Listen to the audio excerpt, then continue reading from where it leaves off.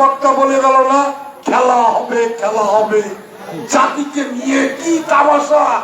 একটা রাজনৈতিক দলের সেক্রেটারি একজন দেশের অবৈধ প্রধানমন্ত্রী হলো, প্রধানমন্ত্রী হয়ে এইভাবে জাতিকে নিয়ে তামাশা করা, হাসি মস্করা করার ক্ষমতা, হাসি মস্করা করা যায় না।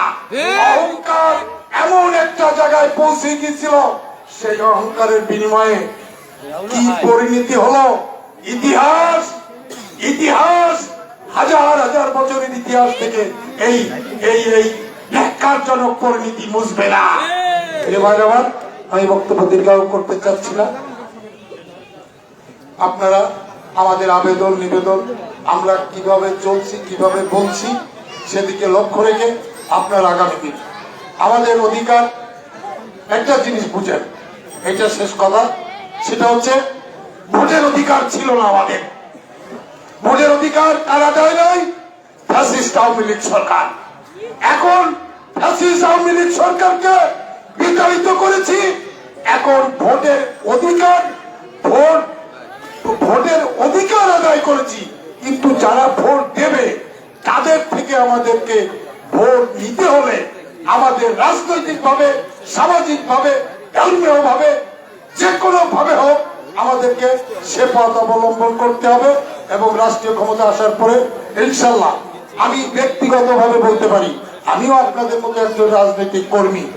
আমি ব্যক্তিগত ভাবে বলতে পারি যে আমার দলের ভারপ্রাপ্ত চেয়ারম্যান জনাব তারেক রহমান যদি আজ 15 বছর এত নিপীড়ন নির্যাতন খেয়েও যদি এই দলকে 15 বছর সুসংগঠিত করতে পারে, সেই আমার দেশ নায়ক তারেক রহমান কৃষক শুধু নয়, এই দেশকে নিয়ে যে 31 দফা কর্মসূচি দিয়েছে, 31টি দফা দিয়েছে, আপনারা পড়ে দেখবেন ওর মধ্যে এমন একটি বিষয় নেই একটি স্বাধীন সার্বভৌমত্ব সুখী সমৃদ্ধিশালী রাষ্ট্র গঠনে সেই 31 দফার মধ্যে সব রয়েছে। তাই শেষবারের মতো বলতে চাই, যদি আমার দেশ নায়ক তারেক রহমান সমস্ত পেশাজীবী মানুষের সব অধিকার নাও দিতে পারে, আমি মনে করি, মনে প্রাণে বিশ্বাস করি যে কৃষকের পরে সমস্ত ওয়াদা উনি অক্ষরে অক্ষরে পালন করে। আপনাদের সুস্বাস্থ্য কামনা করে আপনারা ভালো থাকবেন। মনে পড়ছে যখন জেলায় কোনো প্রোগ্রাম থাকে আমরা কর্মসূচি দেই, আপনারা আমাদের ওখানে যান সাথে। আপনাদেরকে ওখানে যে ওই মিছিলের মধ্যে খন্ড খন্ড খন্ড খন্ড একটু একটু দেখা হয় কারোর মুখের দিকে, তখন সবাই আপনারাও দূর থেকে দিয়ে ব্যস্ত থাকেন, আমরাও অনুষ্ঠান নিয়ে ব্যস্ত থাকি। আজকে আপনাদের ফুলের বাগানে আমরা আপনাদের এই যে সামনে পেয়ে মনটা এত আনন্দিত হচ্ছে, এত ভালো লাগছে, সেটা ভাষায় প্রকাশ করতে পারবো না। আপনাদের জন্য আমরা দোয়া করি গুণগান, আপনারাও আমাদের জন্য দোয়া করবেন। খোদা হাফেজ। বাংলাদেশ জিন্দাবাদ। শহীদ রাষ্ট্রপতি অমর হোক। খালেদা জিয়া জিন্দাবাদ। দেশ নায়ক তারেক রহমান জিন্দাবাদ।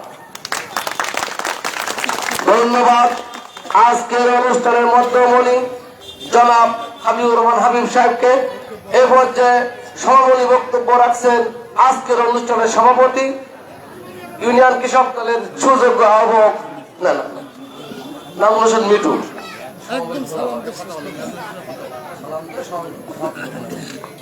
বিসমিল্লাহির রহমানির রহিম। আজকের এই জাতীয়তাবাদী কৃষক দলের যে কৃষক সমাবেশ এইমাত্র শেষ হয়েছে। সবাই সুস্থ কামনা করে আমি আজকের এই অনুষ্ঠান সমাপ্তি করছি।